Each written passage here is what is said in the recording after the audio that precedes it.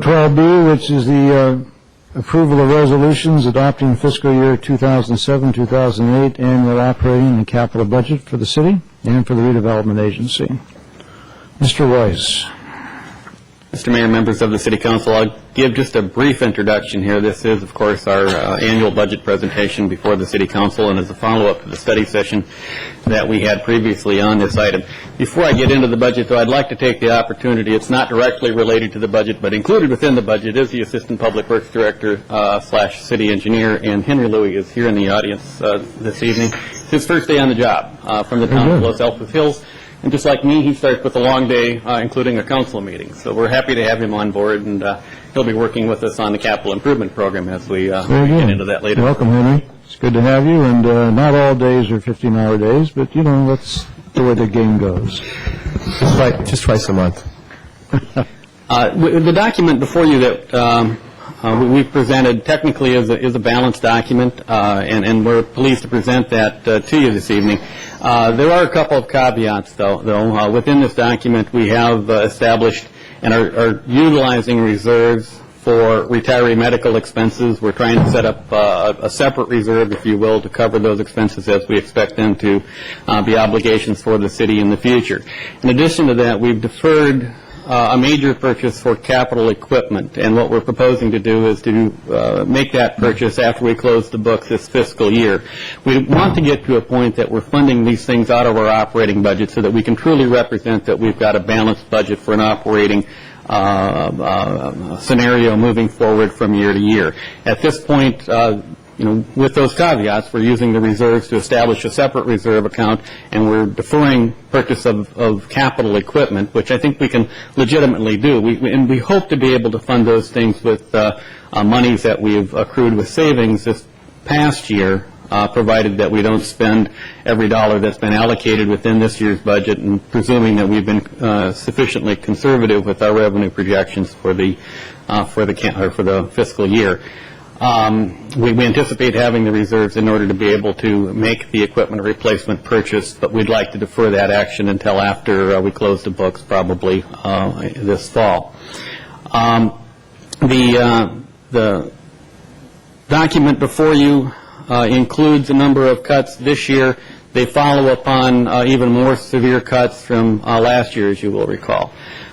We'd like to represent that we have, truly balanced the budget. We've turned the corner, and that we're going to be able to move forward and build upon this budget. In all honesty, I think it's only accurate, though, to portray that we probably are in this frugal era for another year or so at the very least, probably a couple of years. And we can say that, I think, with some degree of certainty, one, with respect to the health of the economy, which appears to be stable.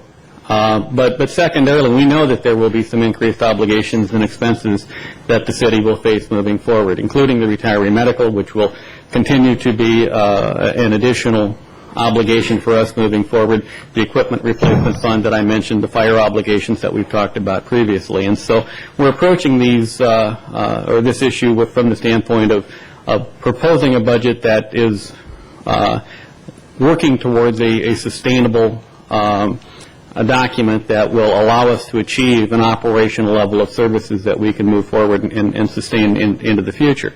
And we ask that the council consider those issues when we bring program changes and program reductions to your attention.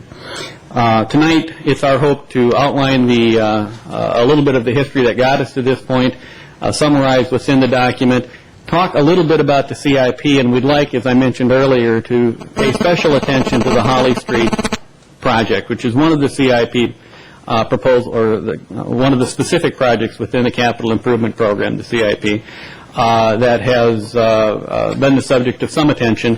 Parvis and some consulting expertise that's in the audience will give us a more detailed presentation of what that CIP project is projected to entail. If the council has any questions and would like to, have that project discussed in any level of detail, I think we're prepared to get into that this evening, and the decision can be made as to whether or not we want to include that in the program. If you do, then we'll follow that with the development impact fee. so that we can put a fee in place that will be then applied to all new development that comes on board into the future. With that, my appreciation to the staff in helping us put this document together.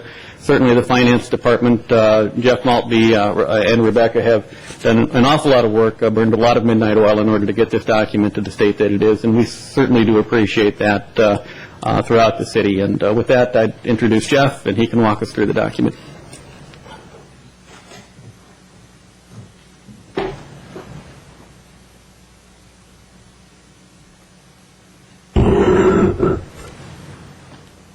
Good evening, Honorable Mayor and members of the City Council. If you can give me just a moment here to warm this thing back up.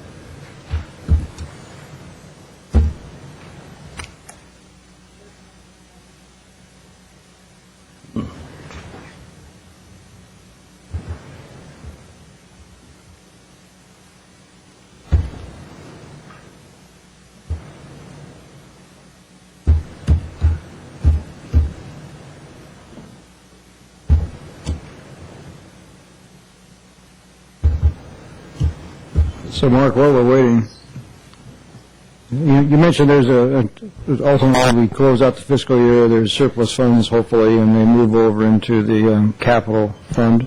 Correct. Is there any likelihood there might be enough left over to fund some of those items that we'd like to fund, but we don't have the operating money for I guess right now? there's always that potential opportunity. We don't really have a good sense right now as to what the value might be. As you might recall, we've already sustained a rather significant claim that needed to be paid this past year that came out of the reserves that we were anticipating there. We were looking for approximately $500,000 to make up the difference for the equipment replacement purchase. And so above and beyond that, I'd like to think that with a $25 million general fund budget that you might expect upwards towards $1 million each year from being conservative on your revenues and not spending every dollar that's budgeted in your expenditures. I think that's a realistic target in order to achieve. This particular year, though, we've already utilized about $500,000. We have another $500,000 for the equipment replacement, so I'm not counting on an awful lot above and beyond what we think we've already got obligated. I will say, though, that the theory of this budget process that we've implemented here is to present you with a truly balanced budget that is, still conservative on the revenue side. We've gotten to a point that I think we're about as conservative as we can be on the expenditure side. I don't know, any more that we take out of this budget is less that we're going to have at the end of the year that we might be able to use for capital purchases in the future. And what we've done is we've taken the payment from the transfer station and we've plugged that into the operational equation now, so we're not utilizing that money for capital reserves. So any capital money that we're going to accrue, save for gas tax or other restricted revenue streams, is that transfer station money, which is about $1.3 million. And we plug that in to balance the budget, which means that the only real unobligated, unrestricted revenue source that we have for capital improvements is whatever we're able to save in any given year. So we hope to have, in future years, roughly $1 million with the budget this size that we can put back into capital programs. Fine, thank you. Well, it looks like we're set, Jeff? We are all set. Thanks for your patience. Before we begin, I'd just Do you like to want to take... dim the lights? It just might make it a little bit easier. Thank you. Before we begin, I'd just like to take a moment to thank the Finance Division staff, and especially Rebecca Mendenhall, the city's finance officer, Mike Galvin, the city treasurer, who have looked at this document over the last several months. On various occasions, Rebecca's worked with it practically nonstop for the last several months, and we're quite proud to be presenting it for adoption tonight. Attached are two resolutions for your consideration, adopting the proposed fiscal year 2007-2008 annual operating budget for the city, as well as the annual RDA budget. Just to take you back a little bit, 12 months ago, the council adopted a budget that began with a $2.5 million structural deficit. There were program changes of $900,000 that increased that deficit into a range of $3.4 million. We reclassified, changed some revenue options of about $800,000. The council cut $1.3 million, and then, as City Manager Mark Weiss just mentioned, we brought the transfer station $1.3 million of revenue from Fund 25 to balance the general fund budget. We eliminated a vacant deputy city manager position, finance director, human resources director, a traffic sergeant, park maintenance worker, a police services technician, a public works administrative assistant. It was in non-general fund that was restored later in the year. And a dispatch operations unit has been contracted out with Menlo Park PD. Those are the highlights last year, and that'll give you some benchmarking as we go through this year's budget. So from the existing fiscal year 2007 budget, we began to prepare the 2008 budget with the following assumptions. We look at sales tax increase. We're projecting 4%, property tax increase of 2%, and throughout the process, that number is actually raised up to closer to 6%, I believe. We looked at the transit occupancy tax, which we had a big increase in. That was one of the more surprising categories as we studied the revenue for this budget, and we hope that it's an indicator of good things to come financially for the city. There were slight decreases and increases across the board for certain fees, for services, interest earnings, fines related to red light cameras be considered later this month, but some of that revenue is built into the budget, as well as many miscellaneous other revenues that make up the city's total of $23 million in general fund revenue. Council authorized user fee adjustments about a month ago that we believe will total about $100,000 in additional revenue in the coming fiscal year. And the budget includes not $250,000, but actually near $600,000 of an ERAF rebate that we received from the county, which would be 100% of our rebate for the fiscal year 2008 fiscal year, based on information we've gotten from the county that we can count on that information, as well as the continued transfer station revenue being shifted to the general fund. In terms of expenses, salary and benefits are funded at 100%, including cost of living adjustments based on current MOUs and projected PERS and medical increases that we know of right now. PERS retirement rates continue to stabilize. The rates are going up between 1% and 2% a year now, which is good news. However, they're remaining at a very high level that they've been the last several years. PERS medical rates continue to increase for the city. We're anticipating reaching close to, if not, the 10% cap that's based in the city's memorandum of understanding with our labor associations. Base operating expenses throughout the budget will raise 2% for inflationary factor, and other post-employment retirement benefits continue to be pay-as-you-go in this budget. However, we have began last year and continue this year to set up a reserve for GASB 45 or the other post-employment retirement benefit liabilities that the city does have included in the budget, where we have brought in $375,000 this year for one-time payment to that reserve fund, as well as budgeting $100,000 within the operating budget to begin to bring the pay-as-you-go up to the full funding rate. We believe we'll need to add an additional $100,000 to the budget over the next 6 or 7 fiscal years to get up to the full funding level, but hope not to have to make any additional one-time contributions. There's approximately $200,000 of the total $675,000 needed for the equipment replacement fund in the budget. Most of that $200,000 is really on the non-general fund side and the sewer fund, street funds. So it's really the general fund equipment that are lacking greatly. As the city manager mentioned earlier, it's our hope to come back to you in the fall and discuss that further.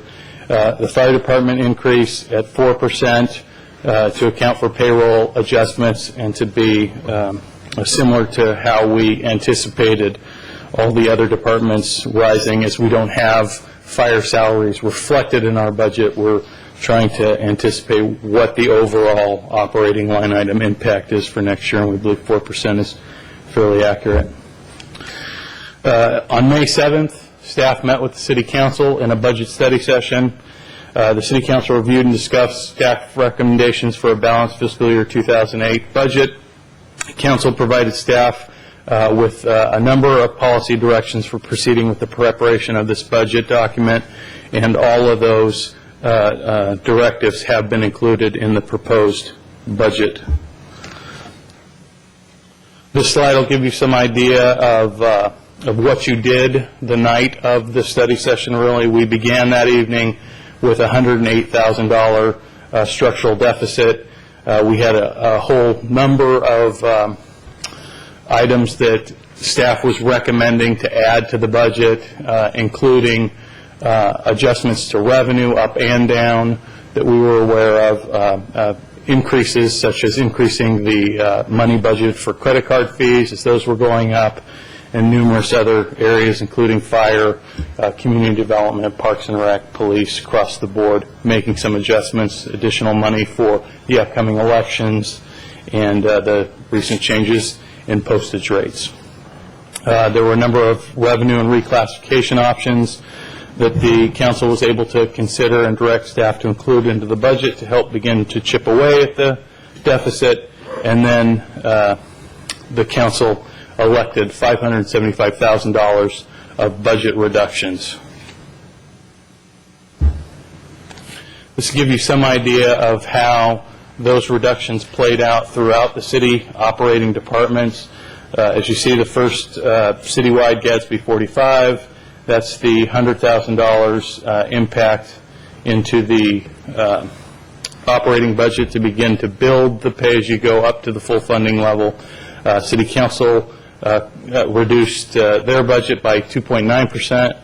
The city manager's budget was reduced by 1.5%. The clerk's budget was increased 11.9%.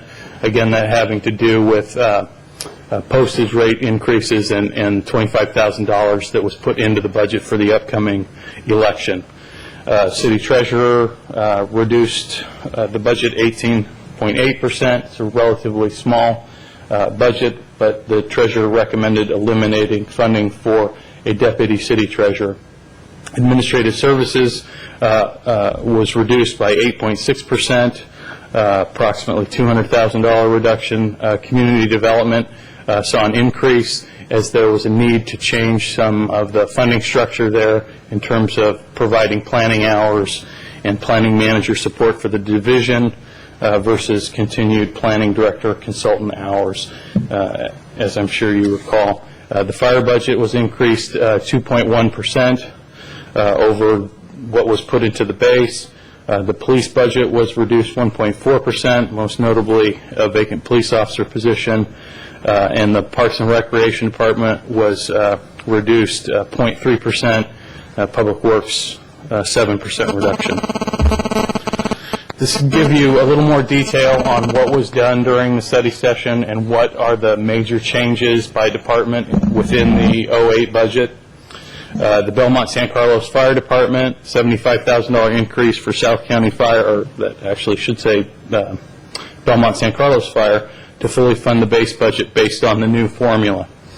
Increased funding for San Carlos' share of disaster preparedness. That's a 9-month funding, so we anticipate within the fire budget there are some built-in escalators that are going to go up just in terms of having 12 months funding in the 09 budget versus some of the 6 to 9 month funding that they did. It's that departments ramping up some of their programs this coming year and didn't anticipate they'd need all the funding for the full fiscal year. The city manager's office increased funding for the green initiatives project and funding for hybrid vehicle purchases, and there was a reallocation of the assistant city manager's time to economic development and garbage rates.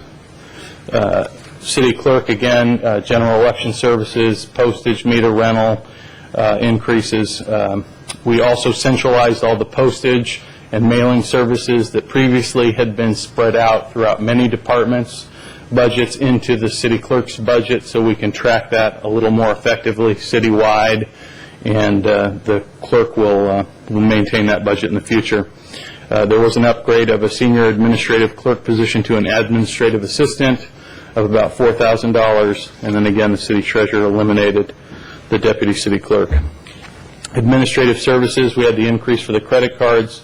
There were a number of reductions in operating expenses, including part-time professional service and consulting services monies in the IT, HR, and finance divisions, and there was a reallocation of the receptionist's time to include charges to RDA and sewer that come close to 50% of the receptionist time based on council direction at the study session.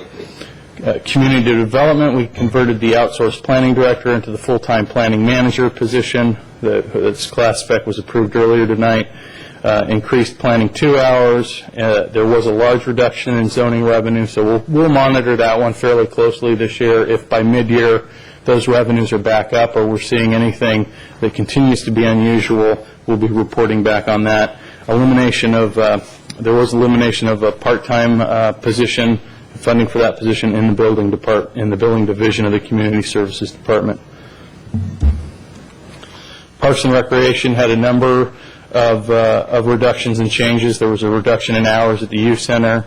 There was a proposal that's included to use the youth center during non-youth times for adult programs to bring in approximately $12,000 of additional revenue. Elimination of a senior services information and referral program at the adult community center. The council did direct staff to retain the adult basketball leagues that staff had recommended for elimination, as well as retaining the recreation supervisor position that was vacant and staff had recommended be eliminated from the budget. There was increased funding for building maintenance professional services to try to get that function up to the desired and necessary funding levels that we were seeing for facility maintenance. We did cut there quite heavily in 2007, and there was a need to put some of that money back that we perhaps had overreached a little bit the following year, and a reduction in funding for activity guides. The police department eliminated one police officer position that had been vacant. There's increased funding for cell phones added to the budget and increased funding for additional emergency vehicle. In the Public Works Department, there was an increase in encroachment fee revenue, a reduction in traffic control professional services, and sewer fee increases that had been anticipated since last year. Overall, this gives you some idea. We've talked about all these: the elimination of the police officer, senior services information referral program, the elimination of part-time person in the building department. We had a significant reduction in IT consulting services, a reduction of finance part-time staffing, of hours for operation for the youth center, professional services and administrative services.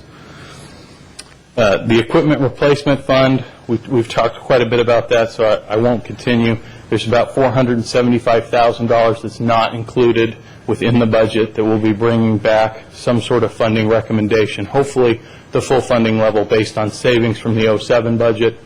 At some point, we would like to begin to build those costs, maybe over several years, several budget cycles into the operating budget, so that when we look at the budget, we can truly say it's balanced and it's full of all the necessary ongoing, especially maintenance and replacement services that the city needs to maintain.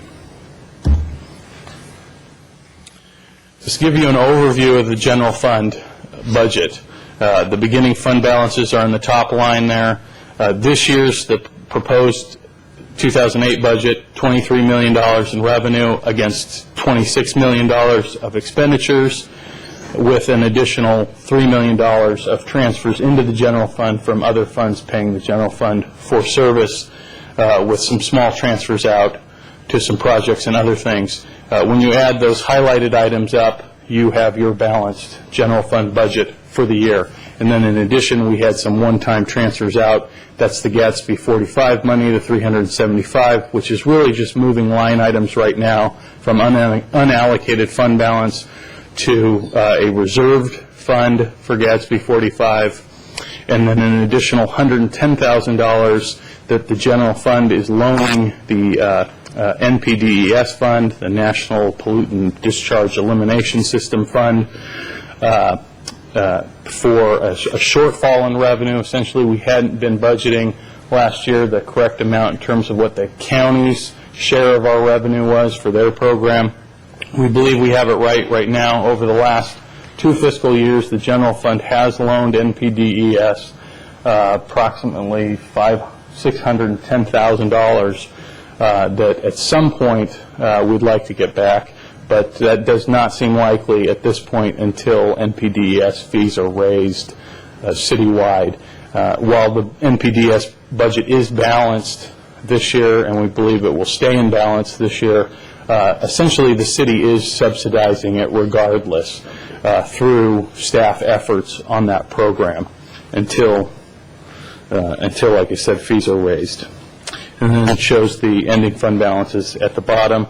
You'll notice a difference between the beginning and ending fund balance of approximately that same $500,000. That's the one-time transfer out, which is just moving from that unrestricted column to the restricted column, and then the $110,000 loan. This will show you the fund balance highlights for some of the city's major funds and how things have gone from the 2006-2007 budget. We have a graph coming up that will show you the fund balances remain relatively healthy. And this will give you a little bit of an idea. The pink column on each one of these sets of bars is 2008. So as you can see, the all funds in terms of the fund balances remain relatively high. We do have sufficient fund balances right now to protect the city. Some of them are dropping down, most notably in the area of capital. As we've mentioned several times, there really is no funding source for the general fund, capital Fund 25 fund right now. The projects that are being funded out of Fund 25 are being funded out of that fund's balance. So at some point down the road, providing a funding source for Fund 25 will be necessary. Revenue summary for this year. This gives you a breakdown of sales tax and how it's going up, several $100,000 we project next year. Property tax going up approximately $1 million over what was budgeted last year. And then other revenue sources as well, showing some increases for fees and services as well. So just a bar chart showing the various revenue sources. As you can see, sales tax, property tax, by far the city's general fund's primary funding source. And an expenditure summary, just showing expenditures. $24.9 million was the fiscal year 2007 budget. $26 million the fiscal year 2008 budget. Salary and benefits make up approximately 60-70% of that amount. Operating capital outlay, there's your 2% base budget increase, and the fire services increase of 4%. So give you a visual representation of the major general fund expenses. 52% for police and fire. That's up from 51% last year. The other categories remaining pretty much right where they were. General governmental coming down just a little bit from last year. General fund transfers, this is making up the $3.1 million in transfers to the general fund. They're coming from the transfer station revenue, as we've mentioned, sewer right-of-way, gas tax, and then overhead charges to the various funds, including RDA.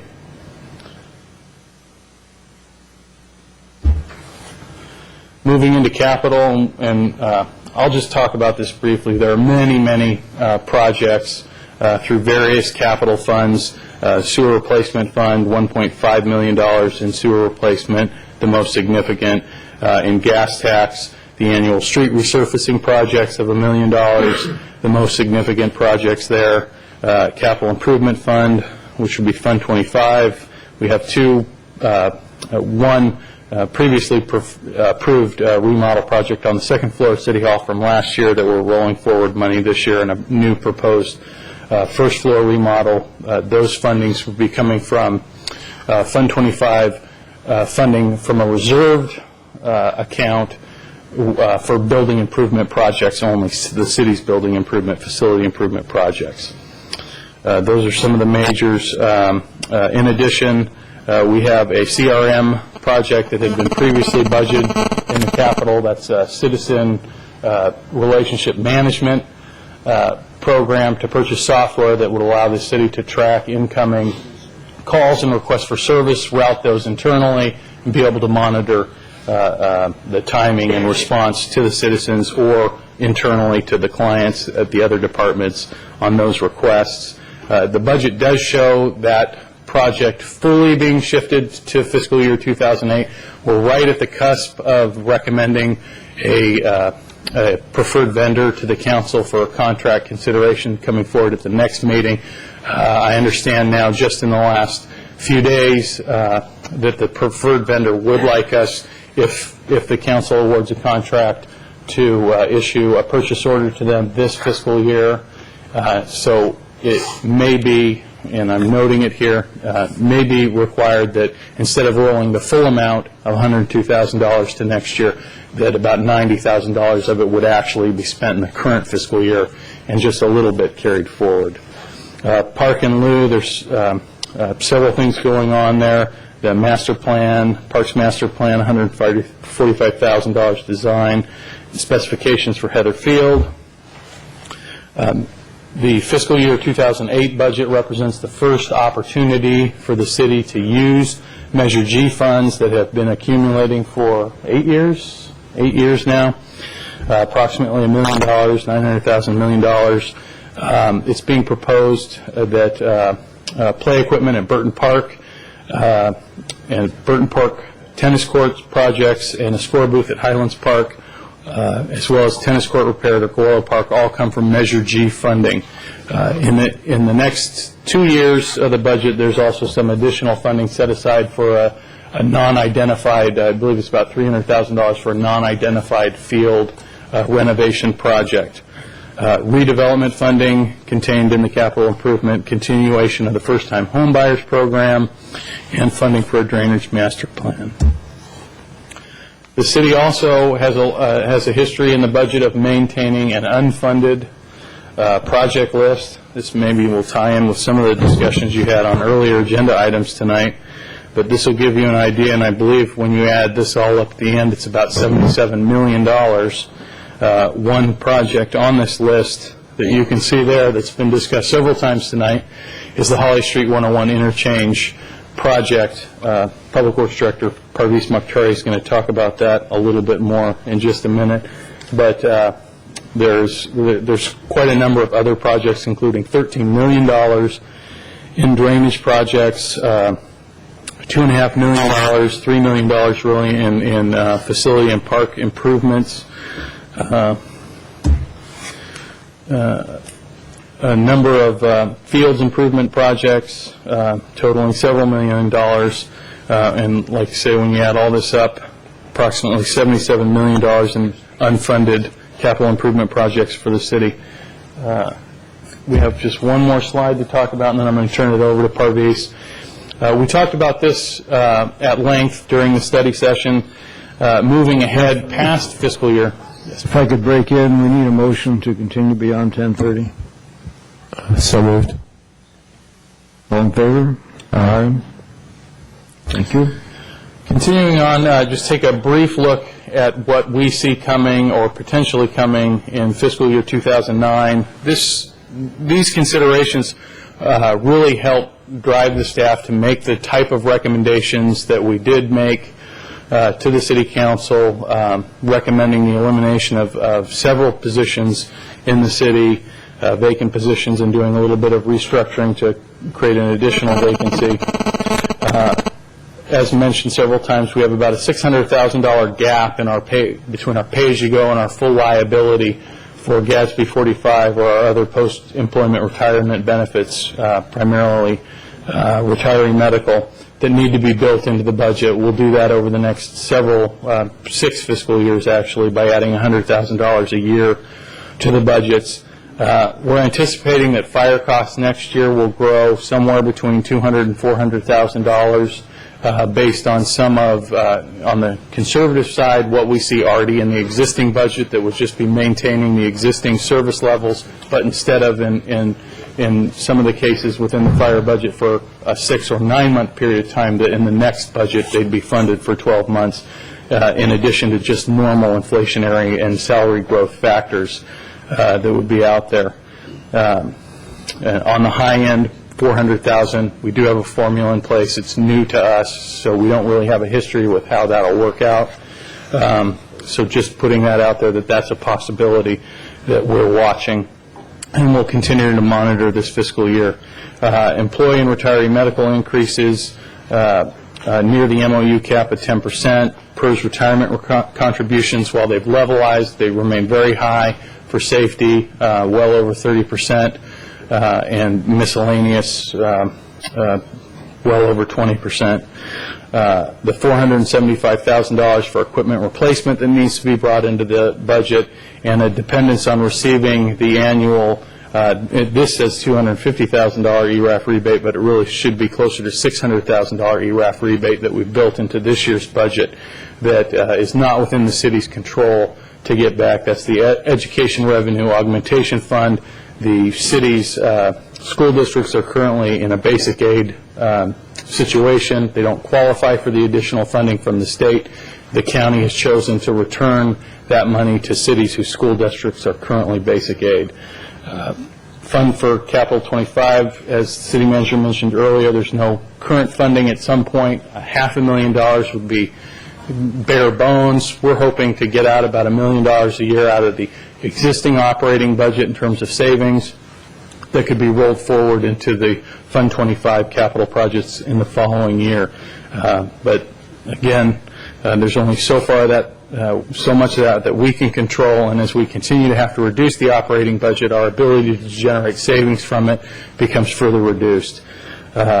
Next year, as we talked about at the study session, we're anticipating the need for an additional $100,000 to fund an updated citywide user fee study in 2009. And in 2008-2009, all of the city's labor contracts will be renegotiated, just adding some further uncertainty to the next fiscal year. With that, I'd like to turn it over to Parvis to talk a little bit about Holly Street widening. You can just hit the end. Mr. Mayor, members of the council, I'm sure you all remember that in the environmental impact report prepared by Palo Alto Medical Foundation, the traffic section studied and analyzed by Hexagon Transportation Consultant concludes that under cumulative conditions, that means Palo Alto Medical Foundation plus all the possible east side specific plan projects will take the intersection of Britton Avenue Industrial Road and Holly Street Industrial Road to operate at the level of service F. I'd like to briefly explain what the mitigation measures are that are identified in EIR. I'm sure you have read it, but you haven't seen any visuals of that. And Gary Black of Hexagon Transportation Consultant is here to answer any questions regarding his analysis, if you will. The Britton Avenue mitigation is simple. The EIR indicates that eastbound Britton Avenue approaching Industrial Road should be widened to provide another dedicated left-turn lane. If we do that, then the intersection will operate at acceptable level of service. That means we have to acquire some property which does not affect any of the businesses. There's some landscaped areas that we have to acquire, and estimated cost of property acquisition, design, and construction of that project is $800,000 and is listed in their unfunded project. The reason all these are proposed to be included in the capital improvement program is the way to start collecting cost of the projects from all developers based on their fair share. So that's the Britton Avenue, as I said, very simple. But Holly Street, this is existing Holly Street. As you know, the eastbound Holly Street approaching Industrial Road goes to 3 lanes. This total length of approximately 105 feet. The EIR indicates that we have to extend these 3 lanes back for another 205 feet.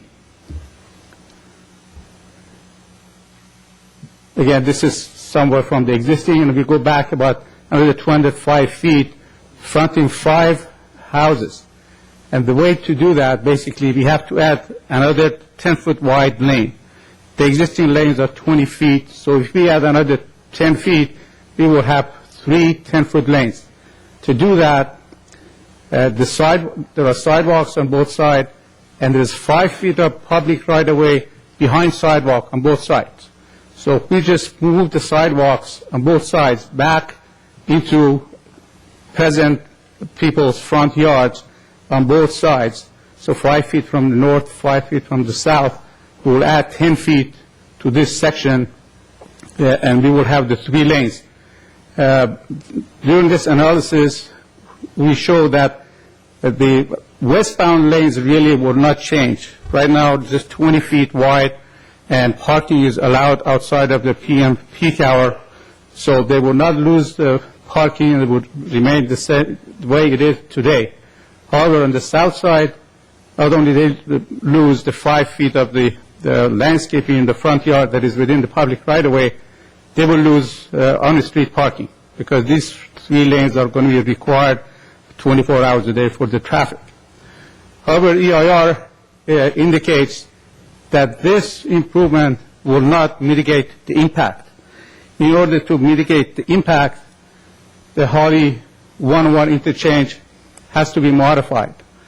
That's all it says, and really there is not much detail in there, but would it just show you a little bit of conceptual plan. The reason this has to be modified, and the reason the intersection goes to level of service F, because the traffic trying to get to the northbound 101, this ramp does not have the capacity. So the traffic will back up to the intersection. That's why intersection will go to operate at level of service F. So one alternative will be to widen this loop to 2 lanes and eliminate this off-ramp, which is northbound off-ramp to westbound Holly, eliminate that, and then for the off-ramp to westbound, we widen this ramp and put a signal here so the traffic comes here, and when they get the green light, they take a left-turn lane and go west. This alternative is a very rough estimate. It can be approximately around $12 million. However, about 2 years ago, we had a meeting with Caltrans and suggested this improvement. Caltrans indicated widening this just to 2 lanes, they don't think is sufficient. They will not accept that. They indicated that what we have to do to mitigate all of this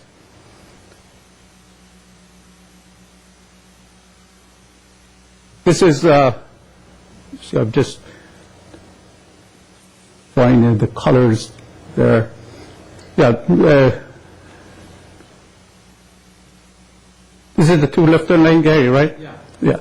It will mean that the traffic traveling westbound on Holly Street, we bring in to approximately somewhere here, provide 2 left-turn lane and a signal, and connect the overpass to the northbound on-ramp. and eliminate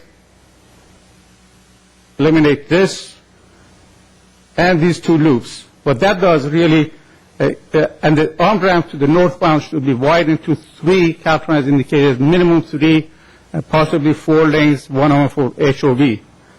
And this alternative is very much more complicated than the first alternative.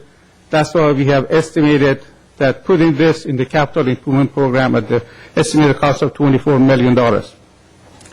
The way it works, every developer coming in, their contribution of the traffic to the Holly Industrial will be calculated, and based on this cost, we can calculate their share of the cost of the project. As the city collects the funds, it goes in a separate account, and when it comes to design and construction, of course, city can use the funding to do it. Some applicants may say, well, this may not happen in 15 years, and they don't want to pay the money now. The alternative is that they have to guarantee it in a form satisfactory to the city attorney. If city council includes these two capital improvement program into city capital improvement program, the next step will be that the staff will take it to planning commission to amend the circulation element of general plan. It'll go in there, then city attorney can prepare the ordinance for the city council to adopt to be able to collect the fees for these two projects. I'll be happy to answer any questions, and as I said, Gary Black is here as well. So questions for Parviz? I had a quick question. You mentioned about the Holly Street, not this 24 million. I see that in the numbers here. But I don't see any amount to widen that Holly by. It's about 150. This 24 million or 14 million includes that. That's only about $150,000. 150,000 is for the small part of widening Holly Street and picking up the extra cost. Correct. Thank you.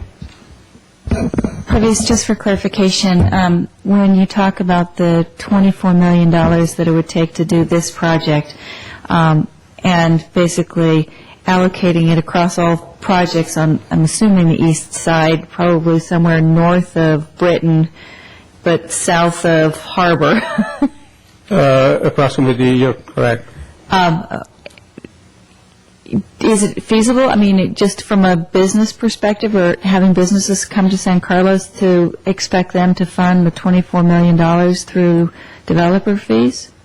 There are two ways of looking at this. Either developers come in and city council will not be able to approve the project, because when you don't have capacity, and believe me, if some of those things happen, it's going to come to a point that you will not have the capacity.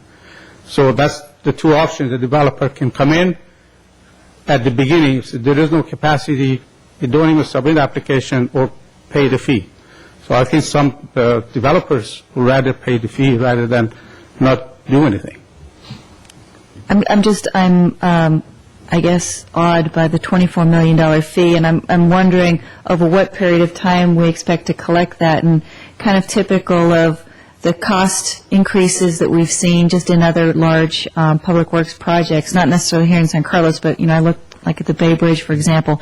They have an original budget estimate, and maybe the budget estimate here in 2007 is $24 million.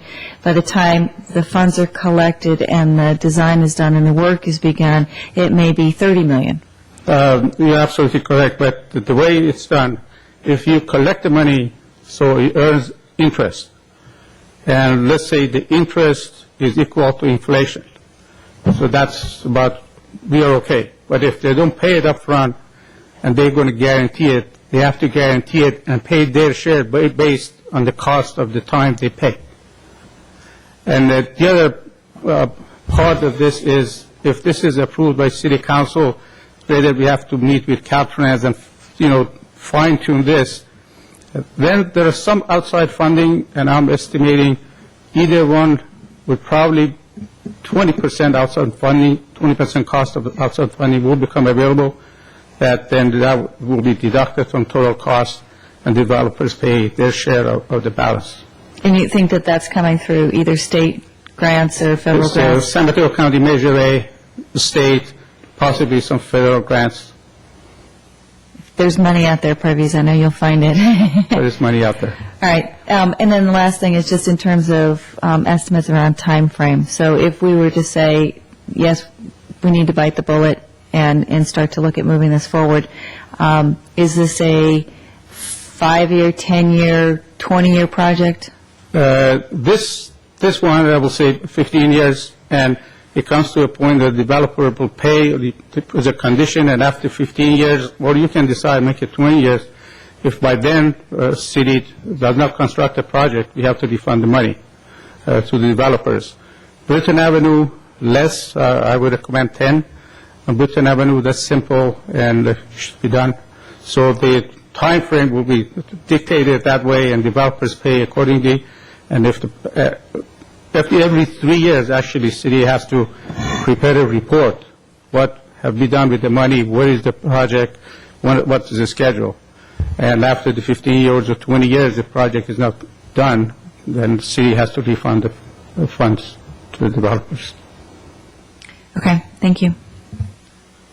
Any other questions for Parviz? My only question is, do we have to act on this particular thing tonight? Seems like a little bit, It's in the capital improvement program under unfunded project. If you just approve the capital improvement program the way it's presented to you, it's done. It's in the capital improvement program As an unfunded project. as an unfunded project. but you're asking us to pull it in as a funded project, is that right? No. I'm just saying, just you approve the CIP the way it's presented to you. So it'll remain unfunded because obviously we don't have the money to do the project. However, it gives him the ability to start the ball rolling with trying to get it funded through developer fees and other things like that, is my understanding. Is that Correct. The next step, as I said, will be that the planning commission has to amend the circulation element of the general plan to include it in there. Then an ordinance will come to city council for adoption, that developers have to pay their share, and then you can start collecting. Now, just a follow-on question, if I may. Would the Britton Avenue and the Holly Street widening also be done in the same way? They would be covered under the same type of development fee? Yes, both projects will be done the same way. So the Holly Street widening of 150,000, whatever you said, is included in the 24 million. Correct. But we don't necessarily need to tie those two together. We could do one while we're collecting funds for the other one. It is possible to do Holly Street widening, not to do interchange, but EIR states widening Holly Street by itself would not mitigate the impact. No, I understand that. Okay, thank you. You mentioned, limiting factor in development if we don't do anything. Sorry if I feel a little bit out of sorts here, being asked to, this is the first I saw this, and so I'm a little out of sorts because of that. Because Councilor Gorka, in the February strategic plan, one of the items was that the Public Works Director will present to City Council Holly Street widening, Holly Street interchange to be included in the CIP. Same thing with Britton. It's in the plan. I can respect that. I didn't expect it tonight as part of budget. On the other hand, if we opt out of this part of the improvement plan, come back to it later, we could do that. And I probably feel more comfortable with that. One of the other things that comes to mind, though, when we look at this interchange in particular and say, well, this limits our ability to grow, so does water, so does sewer. Where do those things play in? And it seems like we're focusing on one thing and then not looking at other things that would also impact or have an impact on that ability to develop and grow. But the EIR identifies this as the major impact, not the others that you mentioned. Does. This is the number one impact True. of the East Side Specific Plan and Palo Alto Medical Foundation cumulative. I think when we get into our general plan, we'll see those other things pop up. I believe. The one disadvantage, if I'm not saying just tonight, very soon, if you don't do this and the next application comes in and this is not there, you won't be able to make the developers pay for their share. And we don't know when that application comes in. Could be next 2, 3 months, 4 months. Actually, one pre-application is in the process.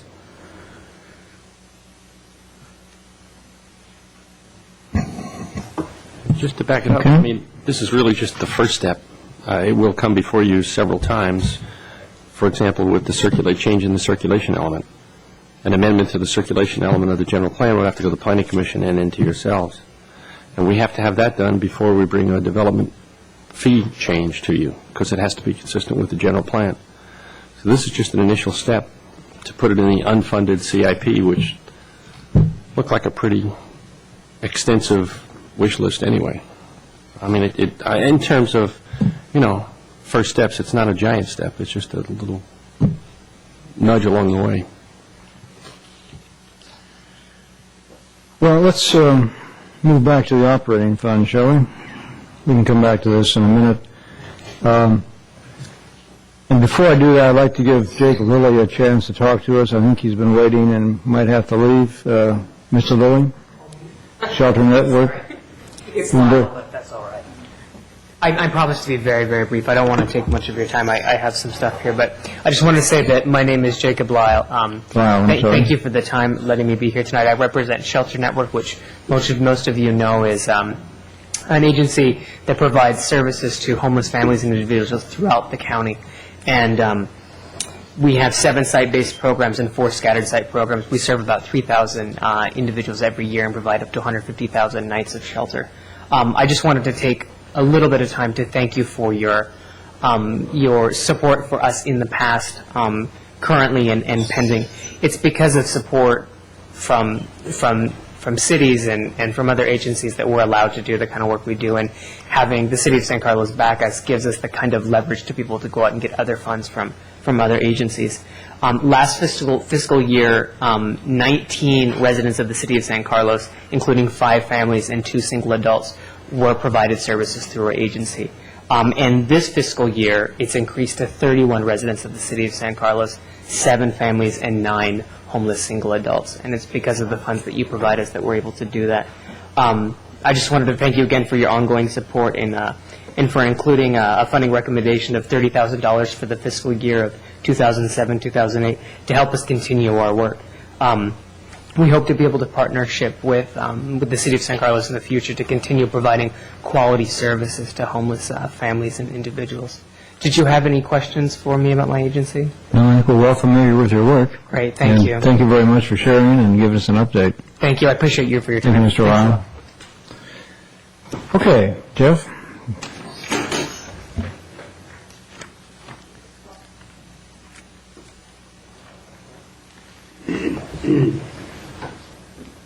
Just a quick process question. Mr. Mayor, how would you like to sort of approach the confirmation of the program changes and reduction options? My judgment, we've been through this, so we made our recommendations. Unless someone would like to make a change, I know we've all been lobbied on the youth center situation for $12,000. And understanding more about it now than at least I did then, I would feel compelled to recommend that we take that out of the list and ask Jeff what he would do to balance the budget without it. Can I just, Yes. I was actually going to suggest the same thing, and was wondering if we could offset that revenue impact by looking at some sort of paid advertising in our activity guides. I know it's a step, but I'm just thinking if we were to offer up ads for local businesses, we might be able to generate some revenue to help offset that loss of revenue. But I'd be interested in Barry's thoughts about that, because it would be, I think, a break away from what has been just typically something that's been city-sponsored to actually having it subsidized by, potentially by local businesses. Okay. Certainly, we could sell advertisement in the activity guide. There are multiple cities that do. That's really it's a decision that involves more than just money. I'm thrilled that you did not offer it to be self-sustaining to pay for the activity guide, because the other cities I mentioned are proving that usually doesn't work. But just as far as supplemental revenues, which what you're talking about, that could help. If we could reach the full 12,000, that I'm not sure would have to cost everything out, because we have a space issue, and when you increase the activity guide, you have to increase it by a factor of 8 pages. It's just the way the printers charge you. Sure, no, I understand. Yeah, so we could definitely cost that out. Okay, thank you. So Jeff, other than charging for space in the activity guide, is there any other solutions for this? I mean, through the chair, I mean, at the staff level, the kinds of things that we've talked about, we would go back to the recommendations that we had made previously.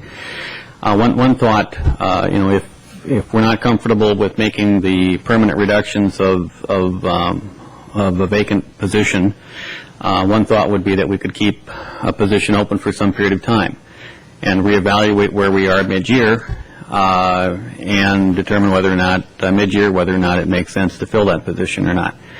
I'm speaking specifically of the recreation supervisor. There would be an impact to programming if we went down that path. We recognize from the conversation at the study session that the council would prefer not to impact the basketball programs. And so if the council would want us to keep that position vacant for some period of time, if we kept it vacant for 6 months, it would generate approximately $62,000 in savings. And we've thought through it at the staff level. What one thought would be that we could use that $62,000 to offset the $12,000 in revenue for the youth center. That would leave $50,000 remaining, and our recommendation would be that half of that go to the recreation department so that they could use it for whether it be basketball or some other programming within the recreation department. The other half we'd like to put back and restore some of the additional cuts taken to IT above and beyond the staff recommendation at the study session. So that's the approach that we would recommend in terms of trying to address this need. And I think the primary reason for suggesting that is that there really is a concern on our part that we would be filling positions that are vacant, that within a very short period of time, if the economy doesn't strengthen significantly, we would be considering a hiring freeze again to try and create some vacancies through attrition that would allow us to make reductions next year, commensurate with what we anticipate is going to be required. One of the things that I think was done by the acting city manager Morrow before I got here was to create to institute a hiring freeze in recognition of the budget problem that we had. Well, that allowed us for a period of about 8 months to realize some vacancies that gave us the flexibility to make the $2.5 million adjustment necessary in my first year here. If we fill all of the positions that we currently have vacant and don't see a significant change in the direction within the next few months, my recommendation would be that we institute another hiring freeze and hope that the positions that are vacated during the next year or so are the proper positions, or at least the positions that are consistent with the council's desire for reductions in future services. We can't count on that. I have no control over which vacancies might pop up. Based upon the reductions that have been made the last couple of years, it is my suspicion that there will be a need to make some reductions in the Parks and Recreation Department in the upcoming year or two if reductions need to be made. This vacancy, actually there's 2 vacancies now in this classification, would be, I think, one of the positions that naturally would come under consideration for reduction. And that's why I guess if we want to replenish some of the reductions that were made, I think that's the one position that I would recommend to you be considered. And if not for a permanent reduction, at least that we keep it vacant for some period of time. Probably come back to you then with a series of options for what those reductions in programs might be. If it's not basketball, whether it be some of the social programming, whether it be concerts in the park or some other activities that we're undertaking. I mean, I think if we're truly going to make reductions in personnel, we have to consider reductions in services commensurate with those reductions in personnel. How long has the vacant supervisor position been empty or been vacant? Roughly 6 months, 10 months. So it's been vacant for almost a year. So the program cuts that or reductions that were sort of tossed out at the last meeting, we'd be getting what we're getting right now, the level of programs. Well, I don't know that a fair what we statement, have or now it's just is... we have people working extra hard because that position's been vacant, but they're getting burnt out and they really need to have someone backfill I and think help there's out. some of that. I think there, we're asking for a coverage from, senior personnel that might otherwise be able to do other things, whether it be manage capital programs or, we have a number of, whether it be Heatherfield or we have a number of different larger projects, the foundation, which if those senior personnel are supervising basketball programs, they're not paying attention to other priorities. And I mean, whether or not, those are choices, I think, policy issues that we'd want to bring back for the City Council so that you'd have a full understanding of what's being sacrificed in order to maintain the programming that we're currently providing. We don't have that tonight. I think we can sustain. We've already advertised, for example, the basketball program for the summer. In my conversations with Barry, we would provide that program. We would want to consider whether we'd want to carry it on in the fall or not. And yet, that would be a choice for the City Council, but we'd want to come back and give you options. And this, I guess, is a question for Barry. Have we considered more like internship types of part-time people that might be able to supplant current staff, not necessarily be at a recreation supervisor level that would be a permanent full-time hire, but really more as the cost of providing some of those programs, look at bringing on temporary part-time intern type or college students or things like that may be out in the community not wanting a full-time recreation supervisor position, may not have the qualifications for something like that, but might be very much interested in some supplemental income, for example. With all due respect, while that's a very logical question, it doesn't work as you would think it does. We actually have that situation now. We rely heavily on part-time staff, permanent, if you will, permanent part-time staff. That's a HR technical term too, but people that work year-round, 30 hours or so forth, and do some of these programs. To bring in more requires direction from people, and that's the crucial piece that would be missing. Somebody needs to provide direction because they come in and even the talented ones come in and basically say, okay, tell me what to do, and I'll go do it. But somebody's got to be there to tell them. Otherwise, they flounder. No, that's a fair response. Thank you. Yeah.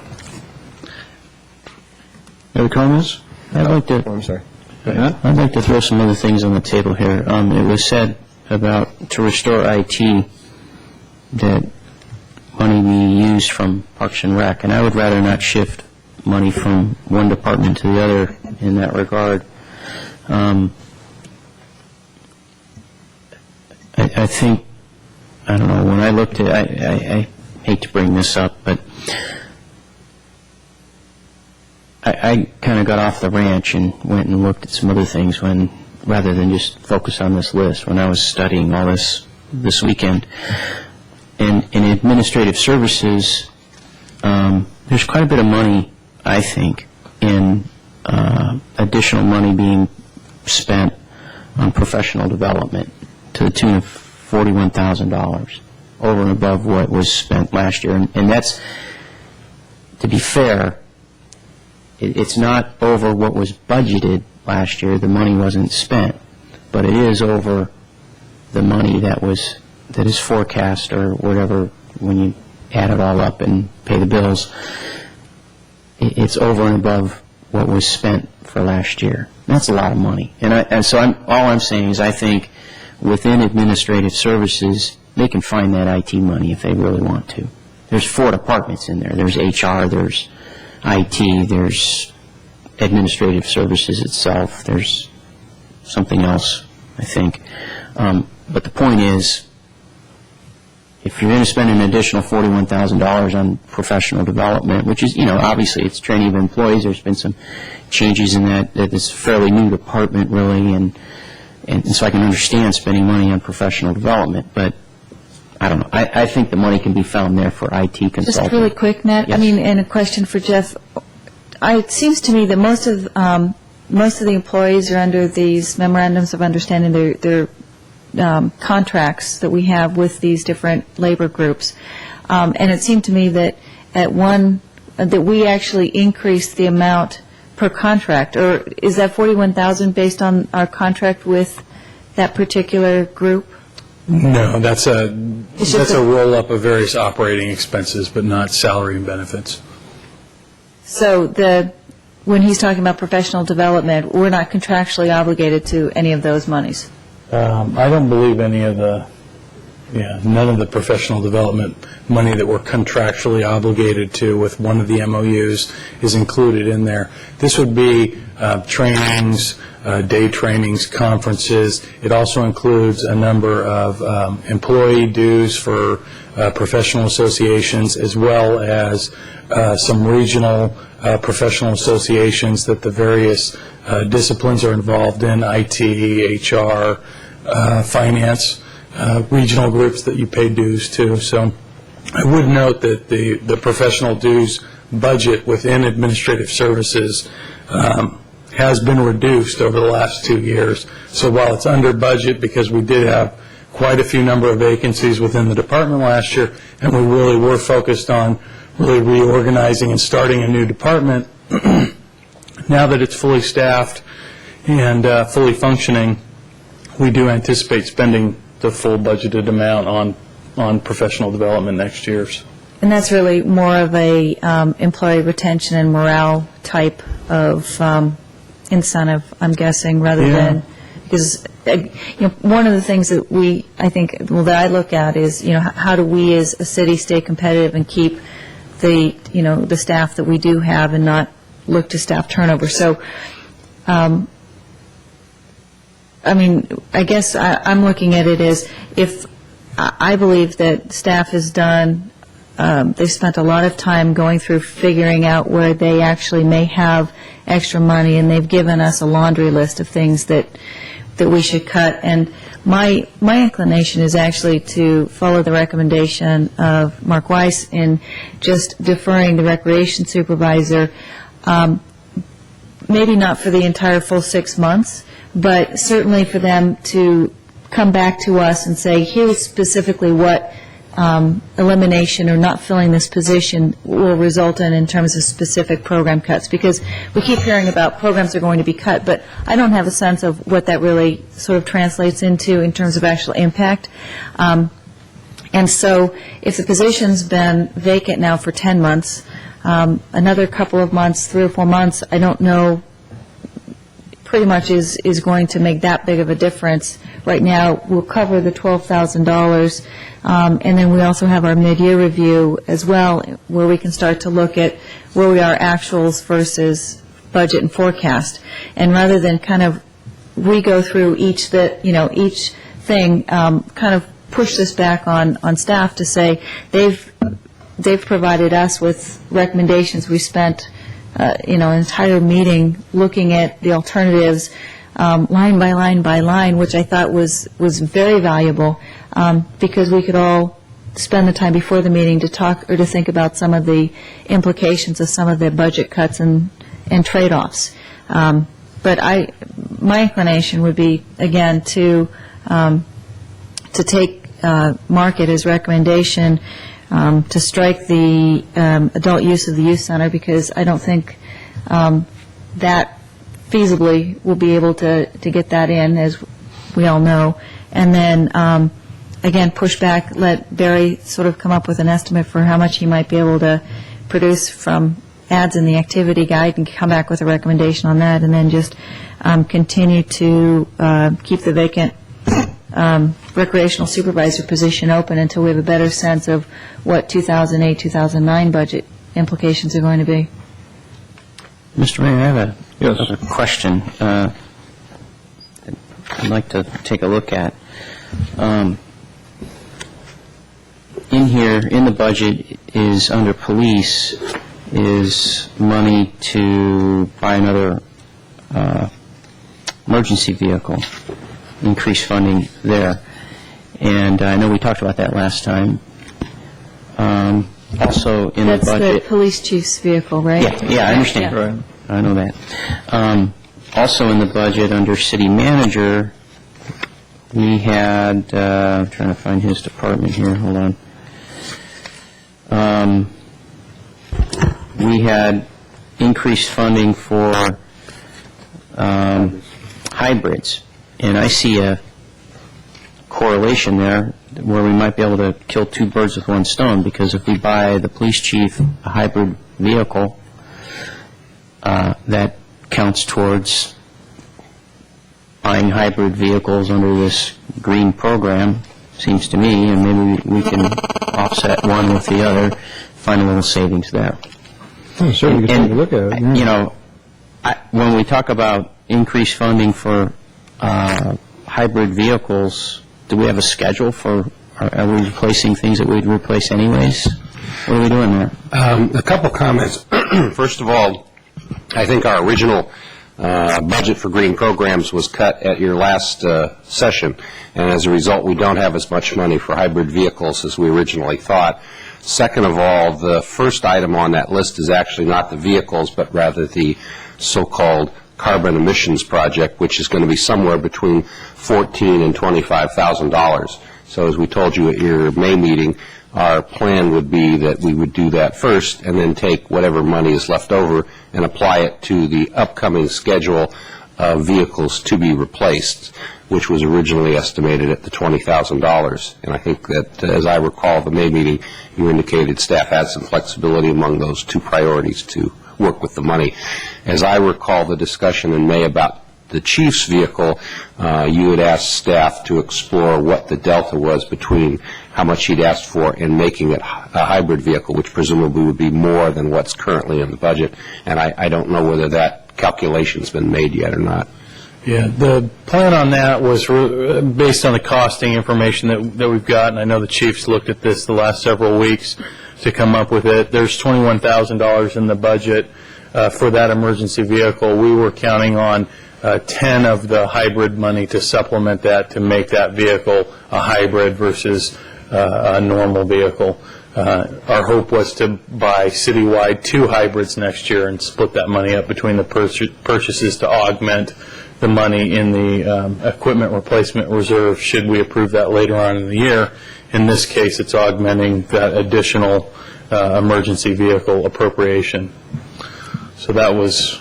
So I hear you saying you're doing what I was We're already doing anyway. what you're suggesting. We're counting on that to fund the vehicle already. Okay. So there wouldn't be any savings there.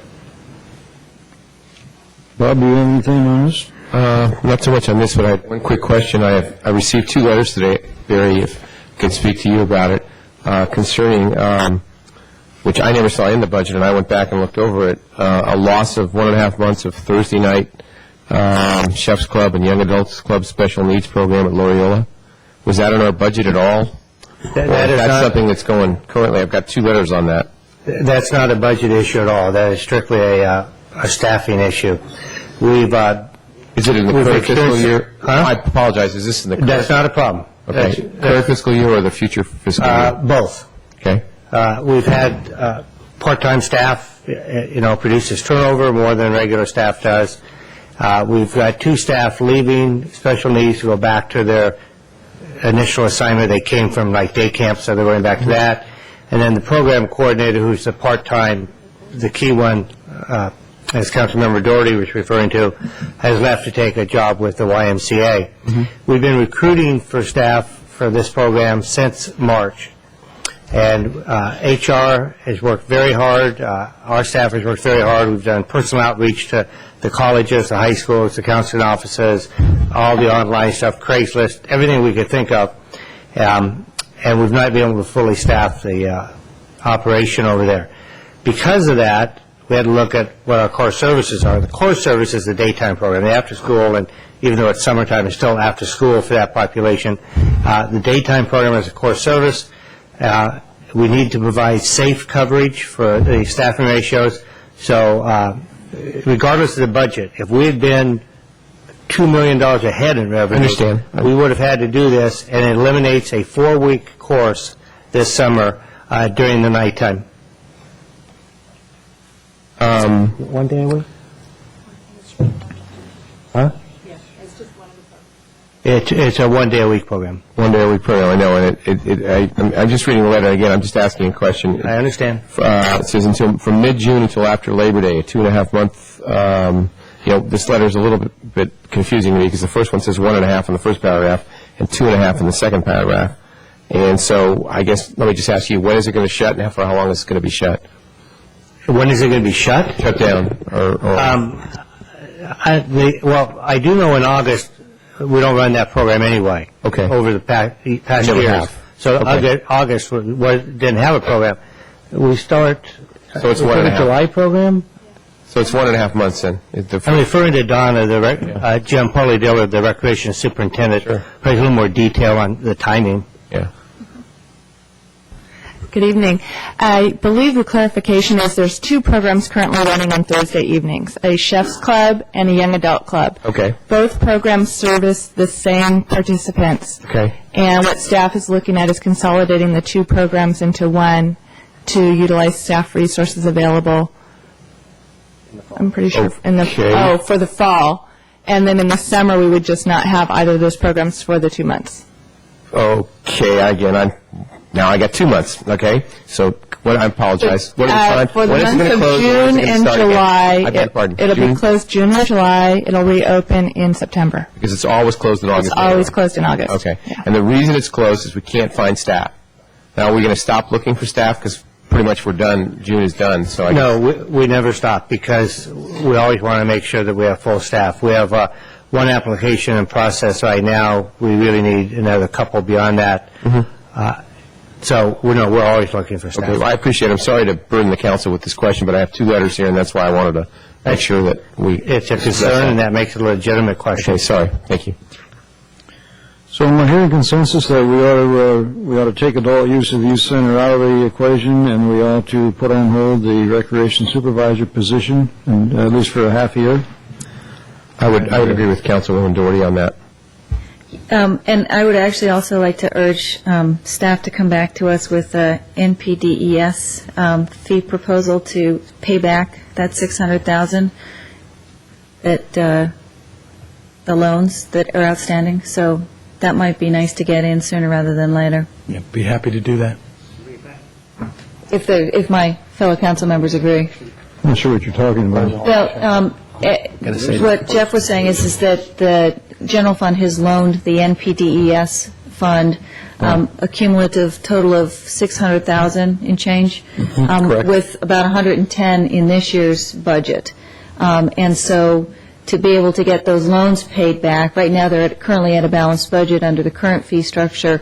If we need to look at increasing the fees to help pay back some of those loans, I'd like to get that. It seems prudent to get that into place sooner rather than later, especially since I would imagine that we don't have a cost of living or just an inflationary increase built into those fees anyway. By the time they've paid the loans back, they'll probably be at where they should have been anyway. So. Right. Okay. Through the chair, didn't we just raise the fees this year? Correct. This is not on the fee schedule yet. At NPD. No, NPDES fee requires 2/3 of voter approval. So like to put it on the ballot. It's a 218. Right. Well, it's 218. Yeah. We presented at the February strategic plan to do this, and council rejected the Well, I guess think I didn't realize that we were $600,000 in the hole, so that changed my opinion. So, it would be nice to just start to get that in place, because I know if it does require two-thirds voter approval, it's going to take a little bit more work than if it was a fee review or a user fee review like we typically do, where it's public hearings and then implementation. Through the chair, I just wanted to clarify that in addition, while this is currently classified as a tax, there is proposed legislation in Sacramento this year by Assemblymember Mullen that would change it back to a fee as it was prior to Prop 218. If that occurred, the council would then regain its authority to impose this as a fee. So you may wish to wait until you see the outcome of that bill before taking action. But again, that's another option.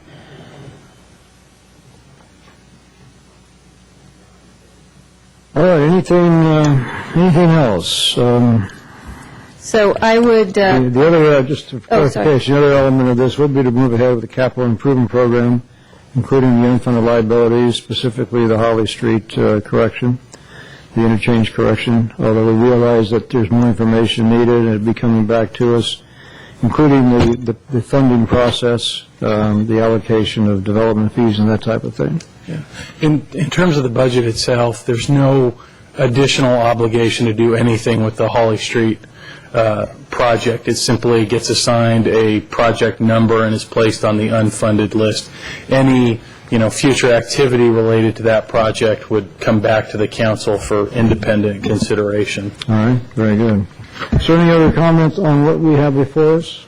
Now, I'm going to move adoption of resolution number 2007-35 as it relates to the final budget for fiscal year 2007-2008 with the changes that we talked about, removal of the line item for adult use of the youth center and putting the maintaining the vacant recreational supervisor position on hold for 6 months, and staff can do what they want with the activity guide and come back to us if that's going to create additional revenue. But that would be my recommendation. Now, the CIP is part of that or not? Yes. So that would include the CIP, including the unfunded list. Correct. As currently unfunded, which means they're not projects that are moving ahead. They're just unfunded. Sort of a placeholder. Correct. Second. Any final questions? And we'll call the roll. Through the chair, just for clarification, are we allowed to allocate the funding from the vacant position as I outlined earlier, with $25,000 going towards recreation, $25,000 towards IT, and the other $12,000 towards the youth center? That would be a budget allocation of the revenue that would be saved. Part of your motion, right, Inga? Absolutely. Okay, good. Thank you. Or as you may otherwise see fit. We'd sort of like to know where that's going. That's good. All right. Now we have roll call. Mr. Mayor, I think the action also includes an RDA resolution. Do you have that in there in your packet? Should we take them as separate motions since we'd need to be sitting as an RDA board? Or do we take them? Right. Two motions. Okay, so my first motion is simply as a city council related to the final budget and CIP. And we have a second by Councilmember Gonzalez. Mm-hmm. Roll call. Councilmember Teagle Doherty? Yes. Councilmember Casilli? Yes. Councilmember Grocott? Yes. Mayor Davis? Yes. And now we have one for the redevelopment agency. As a member of the redevelopment agency, I would move adoption of RDA resolution number 144, which adopts the final budget for the redevelopment agency for the fiscal year 2007-2008, consistent with any changes that we made to the budget. Second. Second. We have a motion. We have a second. Roll call, please. Director Teagle Doherty? Yes. Director Casilli? Yes. Director Grocott? Yes. Chair Davids? Yes. The final item we have is actually the second to last final. No, it is the last one for the evening. We have the adoption of appropriation limit for fiscal year 2007-08. That's right. Now that you've adopted a budget for the year, you need to adopt the annual appropriation limit per the California Constitution, Article 13B. There's a staff report attached to the agenda. I have nothing to add to that report. I'd be happy to answer any questions you might have. If not, there's a resolution attached for council's approval. Any questions for Jeff? I would move adoption of resolution number 2007-36, as it relates to setting the, as it is stated in staff report. Sorry, it's quite late. Is there a second? Second. Roll call, please. Authority? Yes. Councilmember Grisilli? Yes. Councilmember Grocott? Yes. Mayor Davis? Yes. Well, ladies and gentlemen, that concludes our